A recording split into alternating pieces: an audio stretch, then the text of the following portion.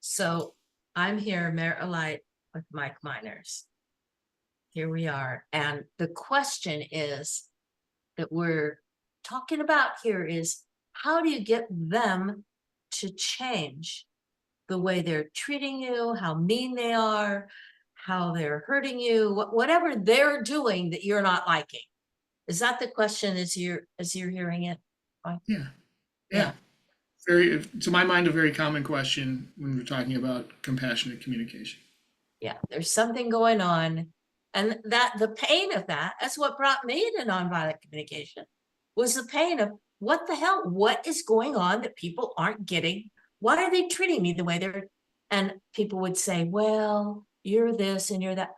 No, that doesn't work. I need to know what to say that will result in me having less pain in communication.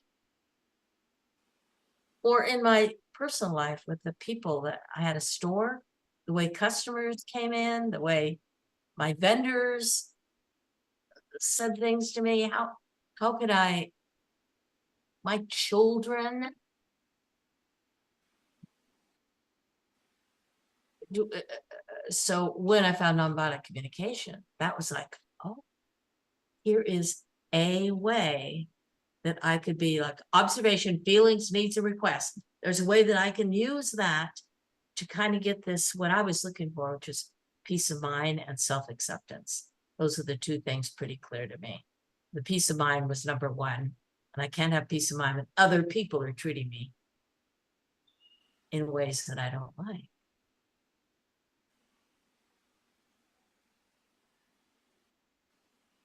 Yeah, there's something about not taking things personally. Oh, that's so easy to say, and how am I supposed to do it? How am I not to take something personally with someone saying you're an idiot or a jerk or you're so this or that? How am I not to take that personally? What? You're with me on this, right? Would you like to Very chime? much. Yeah, no, very much. It's just when it's intense, when it's right in your face, when it's threatening, when it's um, upsetting in a way that overrides your logic. What do you?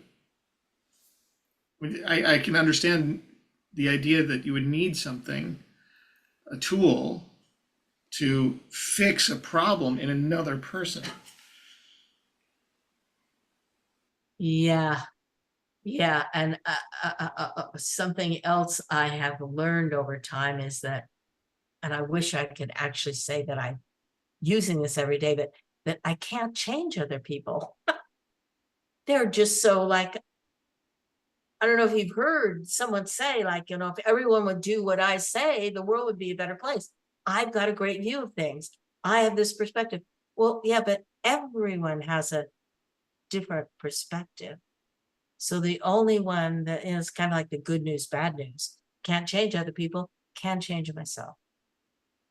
And I notice that when I change the way I view other people or view the situation, it shifts something in me that allows me to have more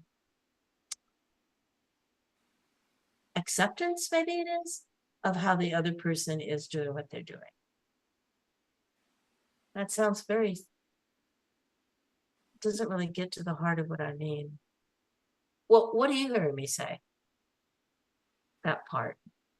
In that part, I'm hearing you say that we don't have control of other people and that there are things that we can do with and for ourselves that change the dynamic between us and others. And when the dynamic has changed, the response to us changes. That's been my experience. Yes. It's like doing That, a different dance. I'm doing this tango with someone. It's very entangling. He says this, she says that. And if we change the music we're hearing, the pace of the steps to a waltz or a foxtrot, then there's other steps. If the person is dancing with us, either it connects or not.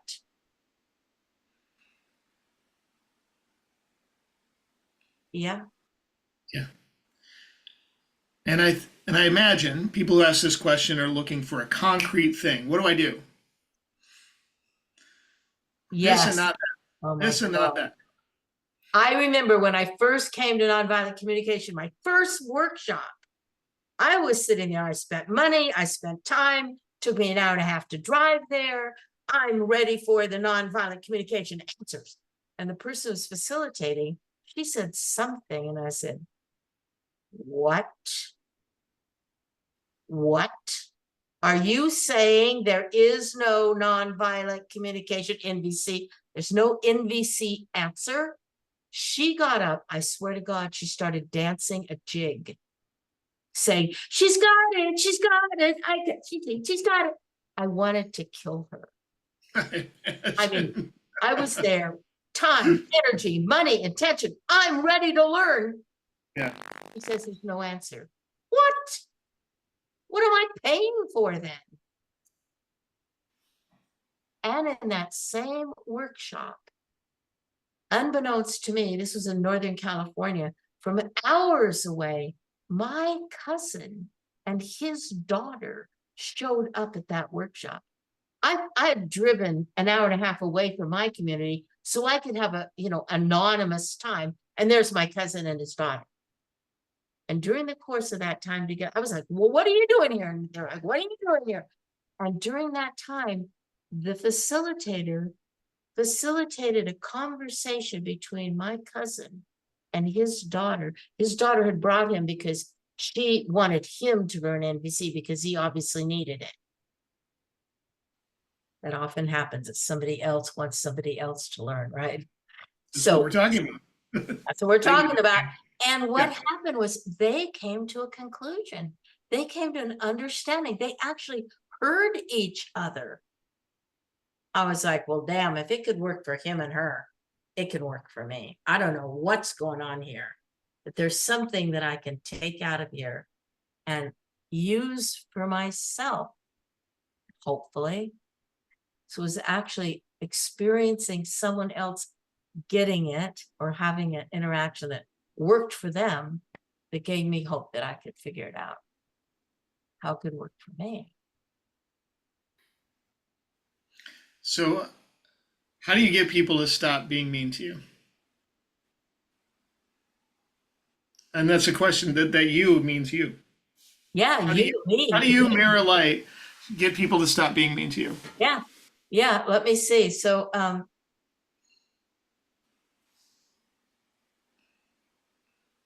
I use the pause, point of power in the pause of not to say the first thing that comes to my mind, not to hear, well, that person's a jerk, or I don't have to listen to that kind of, that comes up immediately in my mind. It's programmed thinking. And then I go, oh, how can I hear the pain and not the blame? They're blaming me. They're telling me I shouldn't have said that, or I shouldn't have dropped that on the floor, or I shouldn't tell that person that, or whatever they're doing to tell me what I would think of as mean. Oh, well, what's important to them? So being curious, just wondering, well, and that's the not taking it personally. I try to have what they're saying be about them and not about me. They're telling me, well, you're always speaking too loud at meetings. That's something this guy said to me. You're so loud at meetings. You always speak too much. And can't you just be quiet? That's all coming at me about me and what is going on for him. What does he want? Then it's not, I don't take it as about me. Then I'm like, oh, this guy doesn't like, what is it? Maybe he wants, so it's the curiosity. Maybe he would like to hear other voices. Maybe it hurts his ears how loudly I speak. Maybe, so I'm just trying to figure out what's going on with him. Then what do I do with that? I can choose to ask him, what's important to you about that? What's why are you asking that? What's going on? And I use it, I say why I'm connected to their what could be their needs or their motivation. And I don't put it into, would you tell me how you're feeling and what you're needing right now? Because it'd be like, what the hell are you talking about? I'm just telling you what's wrong with you. Oh, so that, oh, this is the whipping way. The question, tool, not rule number one, right? Ask what's going on. Check with the other person. What's going on with you? They could say another thing that I don't like hearing, that I'm thinking could be something I don't like. So it's reframing and reframing and reframing. So it's like this magic NVC shield, the Mhm. shield of curiosity. So I'm just wondering how that sits in you, what you heard, or what you want to say about them. Yeah, I heard that when you look for someone's the feelings and needs alive in someone when they're speaking to you in the way they're speaking to you, then you can um, understand where it's coming from, and then you can address the source of the unpleasant interaction that you're experiencing. And that maybe when you address it from that level of understanding rather than to counterattack, then you have the possibility of their need being met, in which case the things they're doing to meet their need would then sort of fall away. Did I hear you right? Yeah, and that there, and that I'm a choice. I can choose not even to respond or think this guy, I don't want to engage in conversation with this person right now. Maybe I feel hurt and I'm not in that curiosity loop. It's up to me. Oh, I don't want to get into an entanglement with this person. I don't want to dance in that dance. And I may make a guess. The feelings and needs things, I'm not saying them out loud, right? I'm just guessing about them. And I might choose to do something else. That's why it's a tool, not rule. It's a tool Yeah. I can use. I remember you saying, Mike, another time when we were talking, the MDC doesn't work because, would you say that again? Because I still like the way you phrased that. Yeah, NVC doesn't work in the same way that a hammer doesn't work. It's a tool. Tools work because in the way that we use them, we work using the tool. Yeah. I want to drive a nail. Hammers don't drive nails. I drive nails using hammers. And if I get better at using hammers, I drive nails better than I do when I'm a novice. Maybe I don't know how to use a hammer very efficiently. And I can learn from people who've been using hammers for years, and I can practice driving nails. And it stands to reason that I'll get better the better I get at using the tool. But the tool itself is just a way of doing it. If I don't have a hammer, I could still drive a nail if I understand how nails are driven.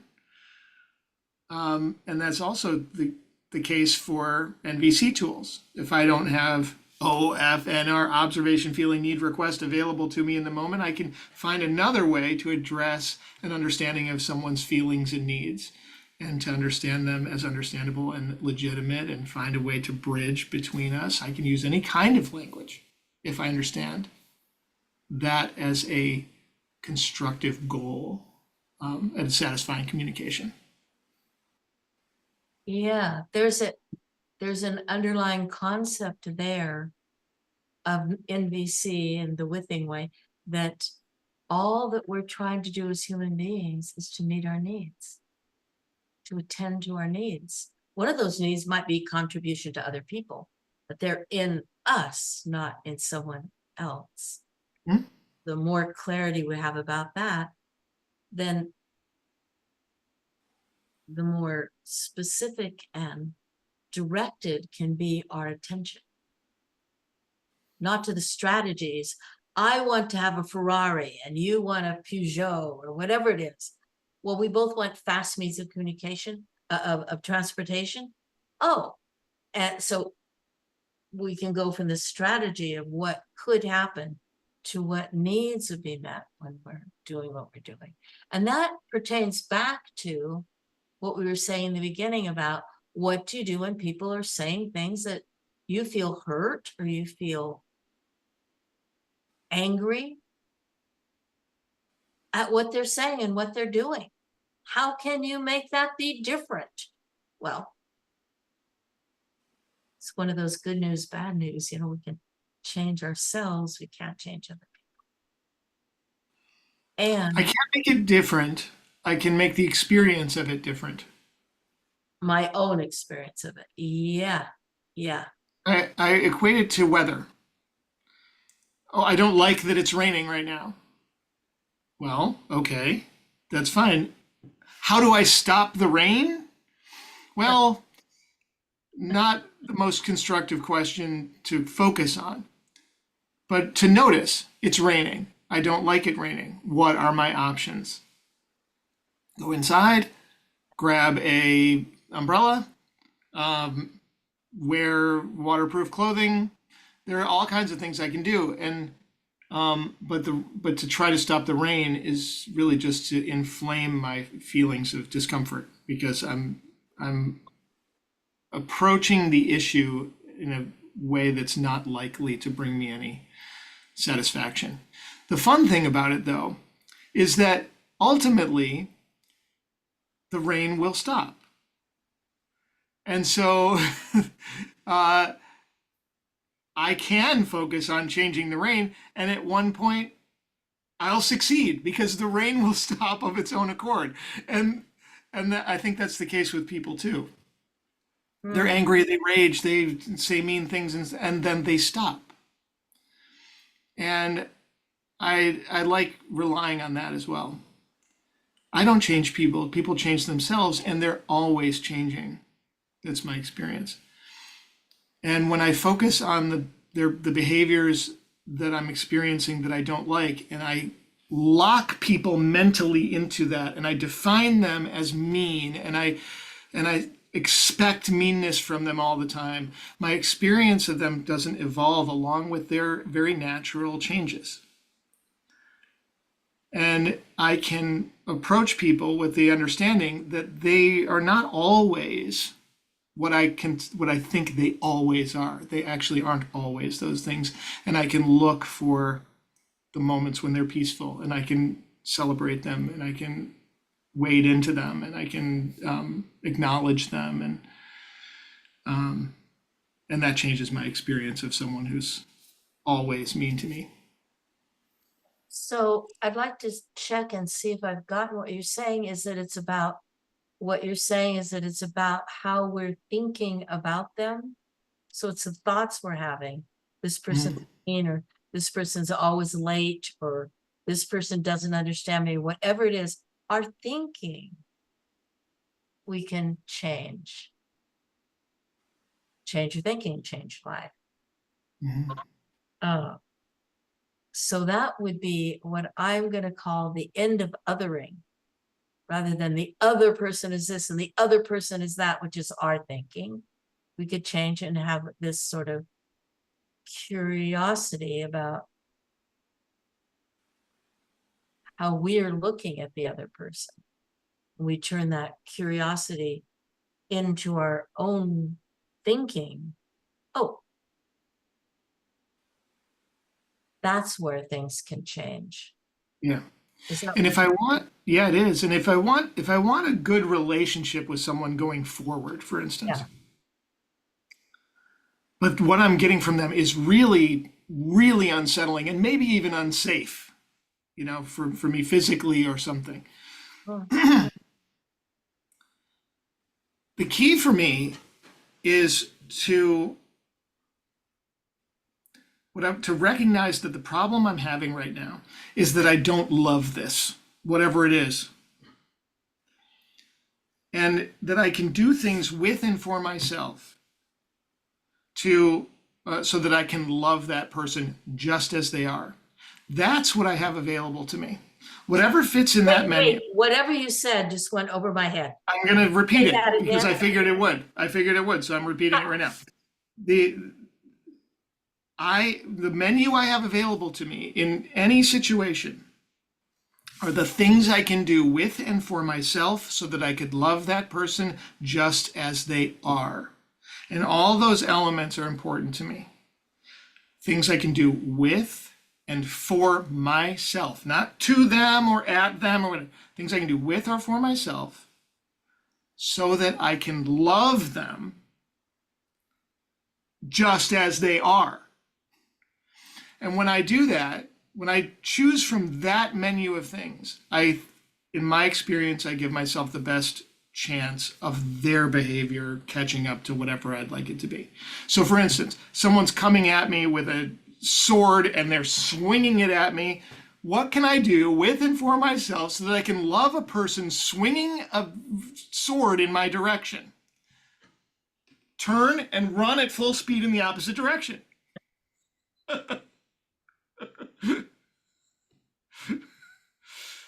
For instance. So I take care of myself. And when I'm taking care of myself, I give the relationship the best chance of being a positive relationship. But until I do that, when I leave it on them to take care of me, I'm at the mercy of their ability to care. And that is not always where I'd like it to be.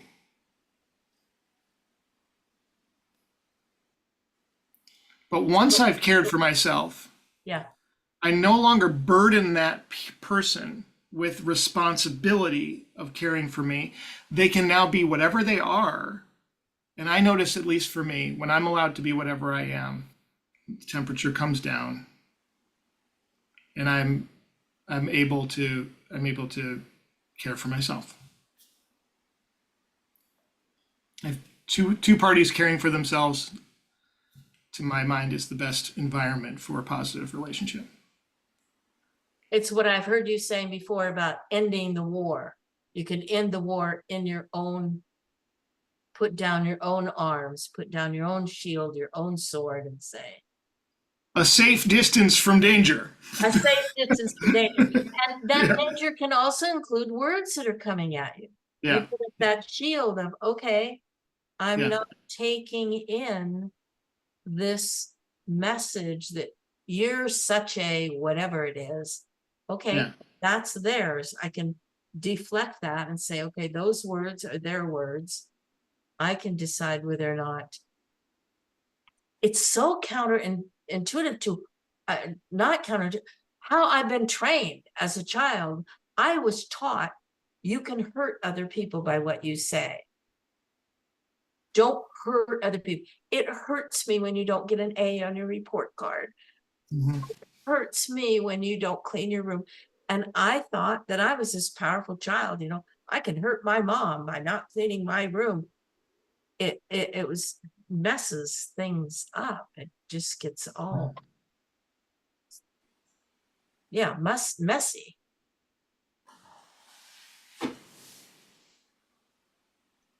Yeah, I'm thinking about situations where, like, I remember when I taught in San Quentin prison, the guys would say, you don't get what it's like in here.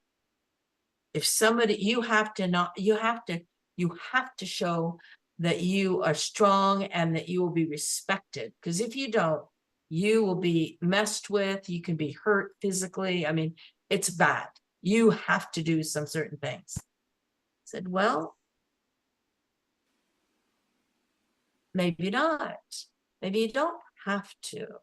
What if you didn't?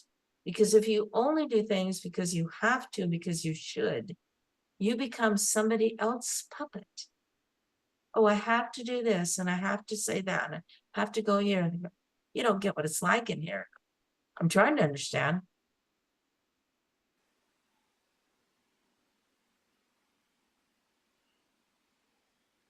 Yeah.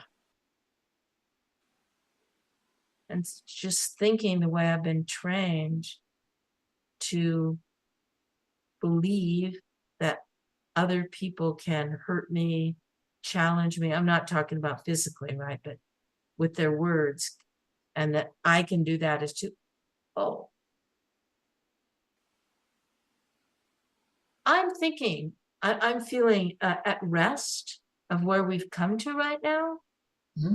And I'm wondering if you have more that you'd like to say, or maybe we stop this video now and this recording and offer it to other people that might be interested. Is there more that you'd like to say to sort of sum up where we are? No, I think we said enough.